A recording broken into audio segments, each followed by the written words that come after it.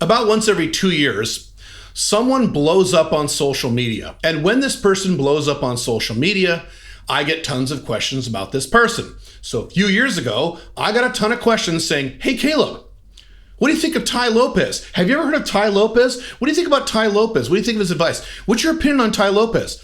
Then a few years ago, it was, hey, Caleb, have you ever heard of Grant Cardone? What do you think about Grant Cardone? What do you think of Grant Cardone's advice? Don't you think Grant Cardone kind of competes with you? How do you feel about that, Caleb?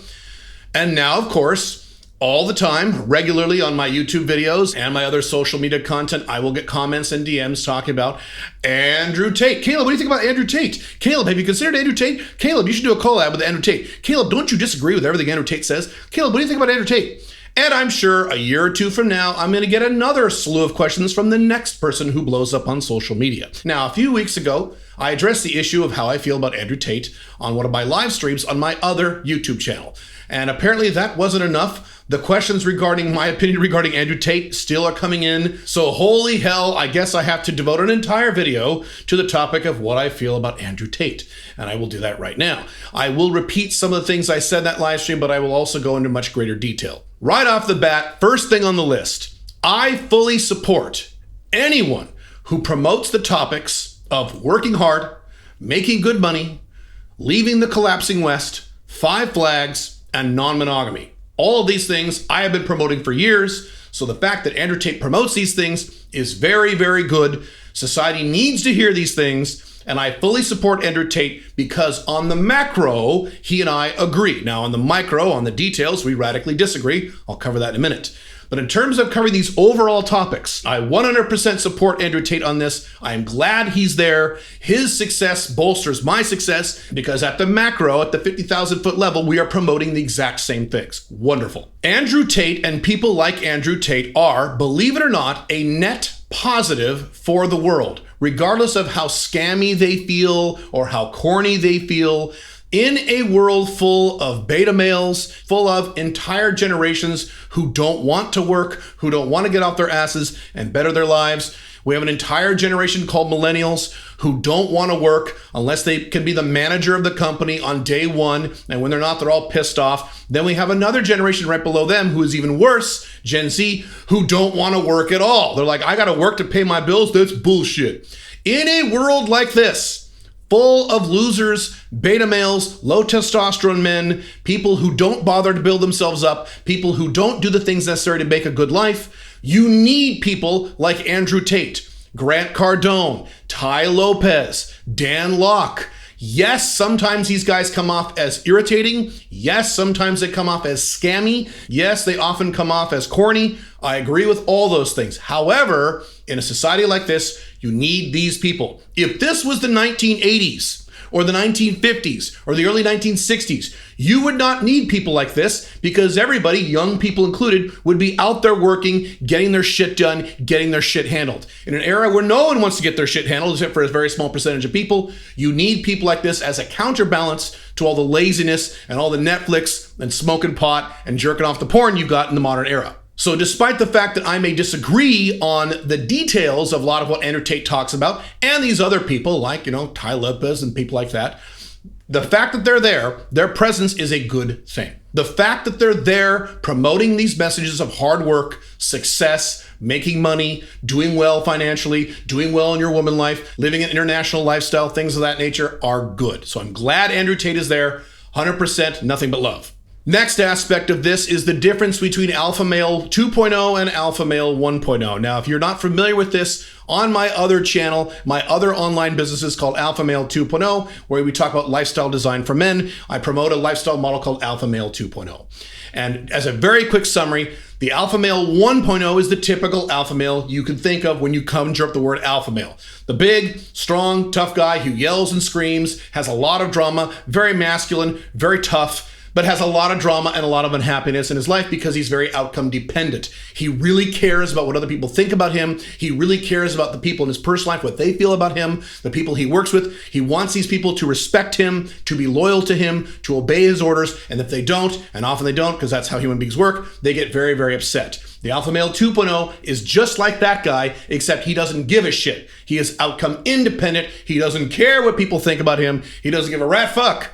In terms of women he's dating, people he works with, his friends, family, he's too busy living his great life and working on his own mission to care about what other people think about him. And as a result, he tends to be much happier, much more even keel, and tends to enjoy positive feelings more often than alpha male 1.0s who tend to be very happy, sometimes very mad other times, very happy, sometimes very bad other times. Andrew Tate, if you didn't already know, is the quintessential picture-perfect example of the alpha male 1.0. He's masculine, he's tough, he's confident, he's successful, all good. He is also extremely outcome dependent. He really gives a shit about what you think about him. And when he dates women in his life, he really gives a shit that they follow his orders. And if they don't, he gets upset. And there's been various videos online of him getting upset. So in the respect of being alphas, or masculine or confident, him and I are simpatico. In the aspect of outcome dependence, up and down conflict and drama and problems, he and I are quite the opposite. And it's not just him, it's me compared to any other alpha male 1.0. His entire model is based around telling his women exactly what to do, and when they don't do, he gets upset. I am also non-monogamous, but I never tell any of my women what to do because I don't care. I'm too busy working on my mission, living my exciting life, having sex with other women to give a shit about what any one particular woman is doing. And as a result, I'm really happy almost all the time, as opposed to Andrew Tate and other alpha male 1.0s who have regular unhappiness and drama in their relationships. Please raise your hand if you think Andrew Tate has low drama relationships with the women in his life. Also low drama relationships with the people he works with. He has a lot of conflict and a reasonable amount of drama on a regular basis. Now, if he was sitting right next to me, he would probably say, I don't care. Exactly, they don't care. Alpha male 1.0s are more into control than they are with long-term consistent happiness. It's just a philosophical difference. I prefer to be happy, but that's crazy me. My goal is the end result. Money, happiness, sex, freedom. And I don't care about drama, nor do I want to incur a lot of drama to get to those results. I don't care about things like respect, loyalty, authority. These things are not relevant to me. I just don't care. I'm too busy being happy. Happiness is my highest goal. Matter of fact, my primary book, The Unchained Man, at alphamalebook.com, discusses this in great detail, how you, if you're a man, can pursue and achieve long-term consistent happiness as a man, as much as that's feasible in the real world. And you will never achieve long-term happiness if you're too busy fighting with your women and fighting with your employees and having internet drama with various people on the internet. You're not going to get there. You'll be happy sometimes, miserable other times, and that's quintessential alpha male 1.0. And again, I will repeat, many alpha male 1.0s are going to say, I don't care. Who cares if I have drama and I have fight? Who gives a fuck? Great. I don't want to live that life. I'd rather be happy. The next fundamental difference between me and Andrew Tate is not a personality difference so much as it is an age difference. And I will explain what I mean. As I've talked about again over in my other channel, the Alpha Male 2.0 channel, there is a difference between younger men and older men. And that line is age 35. My understanding is Andrew Tate just turned 35 recently. So this entire time, he has been what I would consider a younger man. When a younger man makes a lot of money, he does certain things with his money that we older men don't really give a shit about. So as a high-income younger man, he does what a lot of high-income younger men do. He buys a really expensive car and says, look at my Bugatti. Fuck yeah, I'm a big baller. Great. Older guys, generally speaking, and yes, there are always exceptions to every rule, don't really give a shit about this. I've said many times, I could go buy a Lamborghini and pay cash for it right now. I literally could. But Caleb, he drives a Bugatti. Those are millions of dollars. I could go buy a Bugatti right now. As a matter of fact, I live in Dubai. The Bugatti showroom is literally right down the freeway from my house, less than 10 minutes from my house. I could, right after this video, get into a taxi, because I don't own a car, because I don't want to own a car. I've done entire videos about that. You can watch that video right there as to why I don't want to own a car. But I could, if I wanted to, go right down to the Bugatti showroom, buy a Bugatti, drive it back here, do a bunch of YouTube videos and or Instagram videos, and say, yeah, look at my big swinging dick. Yeah, yeah. Now, I don't do that because I'm 50. I passed my flexing stage a very, very long time ago. I'm focused on other things in my life, other than driving around cool cars and flying in private jets and flashing around a bunch of money. It's not that I don't have the money, it's just that I prefer my money to be where I want it in my investments rather than in a car. But again, that's me, it's an age difference thing. To be fair, if I was a younger man, if I was 25, 28, 32, and I was making the money I make now, I probably would buy a cool car, and you probably would see it on a few YouTube videos. I wouldn't flaunt the damn thing, I wouldn't have it all the time, but I'm sure you would see it because that's what younger men do. And as a younger man, this is the model that Andrew Tate is following, which is also why the vast majority of people who love him on the internet tend to be younger men. Are there a lot of guys in their 50s and 60s who think Andrew Tate is the shit? Not really. Most guys who think Andrew Tate is a shit are guys in their 20s and early 30s, which is fine. That's the market he appeals to. I'm just saying that likely, not necessarily, but likely as Andrew Tate gets older, now that he's crossed that threshold into older man, it's entirely possible he may not really give a shit about flexing the way he does on videos 5 years from now and 10 years from now when he's an older guy. I could be wrong, but that's my guess. Now, I want to be clear. I'm not saying that flexing your money is necessarily a bad thing. Grant Cardone is an example of an older man who does this all the fucking time as part of his branding. And I want to say again that it's okay to demonstrate a nice lifestyle to motivate other people to duplicate that lifestyle. Matter of fact, I have been accused by people on my own staff that I don't do that enough. When I travel, I'm not doing enough Instagram videos and YouTube videos about all the cool stuff I'm doing and all the cool stuff Pink Firefly and doing here in Dubai. And that's true, I don't. You know why? I'm outcome independent. I just don't care. I just don't give a shit. Yes, I should probably start doing those things, and I will do more of them because it's good for my brand and good for my business. But it's just hard for me to give a shit. And again, that's yet another difference between how me and Andrew Tate look at the world. Speaking of that, I do at least 3 videos a week here at this channel on how to build your own location-independent income, move to a better country, or at least set up an international backup plan, and do all these things for very little money. So if these are topics of interest to you, you should subscribe to this channel, put a like on this video, click the notification bell, and leave a comment on this video. It doesn't really matter what you say, and that way you'll get this content in the future. The next important point about Andrew Tate, I mentioned this on my live stream, is that the lifestyle and the internet model that he's currently following works for him now, but is not long-term sustainable. And I will give you several specific examples. One example are certain things he regularly says and or has said in the past about certain topics. For example, the topic of RAPE, a word I can't even say on YouTube. Other topics about sexual ASSAULT. When you say these things, the internet is controlled by a left-wing elite, whether we like it or not. That's why you can't find Alex Jones on YouTube anymore, or Stefan Molyneux, or various other people.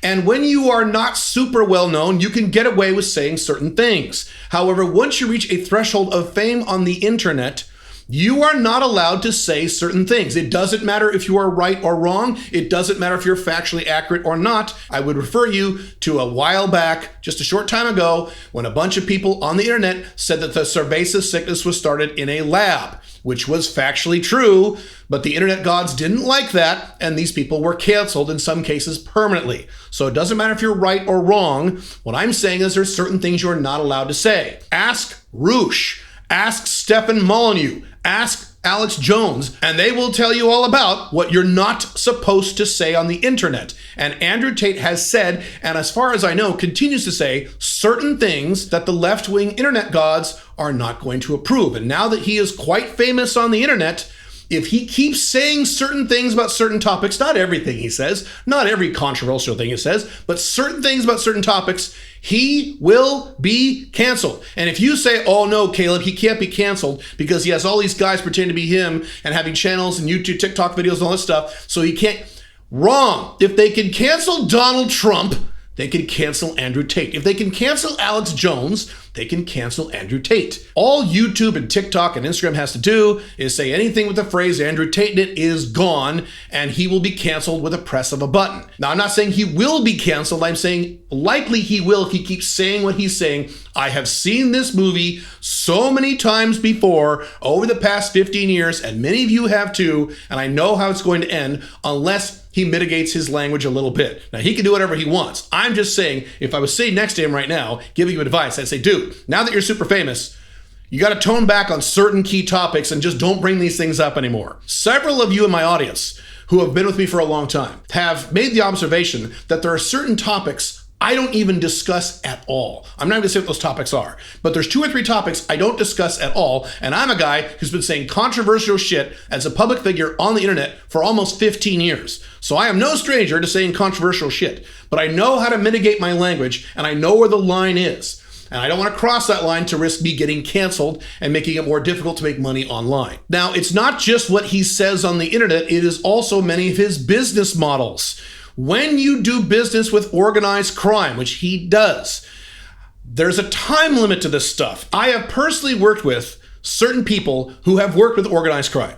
And the money is insane. The money you make is ridiculous. It's like printing money. And it works great until you get beat up, or until you get shot in the head, or until you get an ice pick up your ass, or until someone dangles you out a window, or until someone burns your house down. These things happen. And short term, you can get away with it. Long term, it is not sustainable. On top of that, Andrew Tate regularly, and I exaggerate when I say the word regularly, but it's happened more than once, gets his houses raided by the cops, regardless of which country he's in.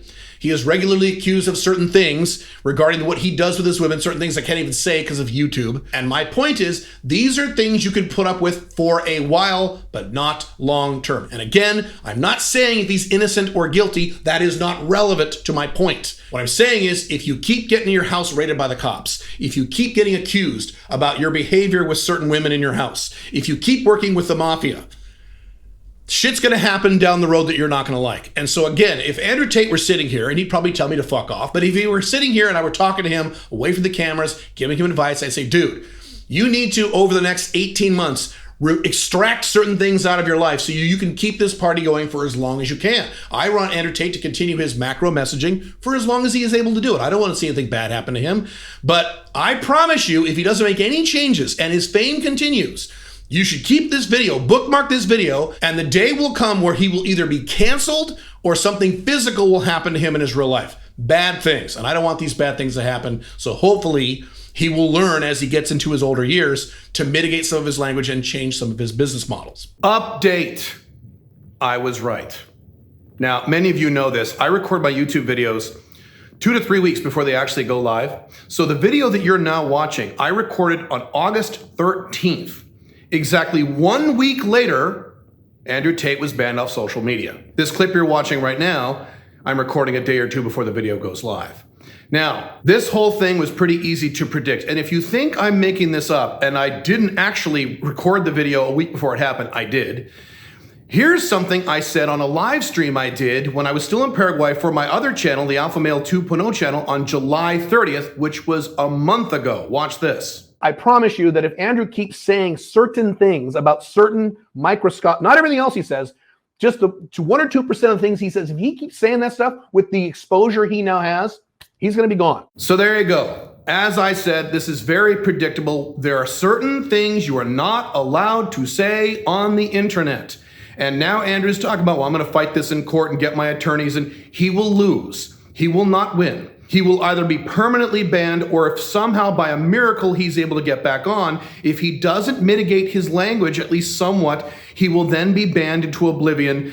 Ask Alex Jones, ask Stefan Molyneux, ask Donald Trump. The bottom line is that when you say certain things on the internet, the authoritarian left-wing internet gods will not allow you to do this. It doesn't matter how cool you are. It doesn't matter how much money you have. It doesn't matter how powerful you are. Donald Trump is the most powerful man in the world. It happened to him. It doesn't matter. You will be canceled into oblivion. And I say this as someone who's been saying controversial shit on the internet as a public figure for over 15 years. If you don't dance the dance and mitigate your language and just don't say certain things, not everything, but certain things, if you say, fuck you, I'm going to say whatever I want, you will be canceled into oblivion. Good luck making any money on the internet once that happens. All right, that's it. On to the video. The next thing I have noticed about Andrew Tate and his audience specifically is that people tend to live through him vicariously rather than wanting to learn things from him. So I have not consumed a lot of Andrew Tate content. I don't consume a lot of content. I'm too busy working. But when I do see his content and I look at the comments under his content, a lot of the comments I see are from wannabe beta males who say things like, boy, he's saying everything that I think. I wish I could say those things. Boy, I wish I could drive a car like that. Boy, I wish I could bang hot chicks like that. It's people who want to be Andrew Tate rather than people who want to learn from Andrew Tate.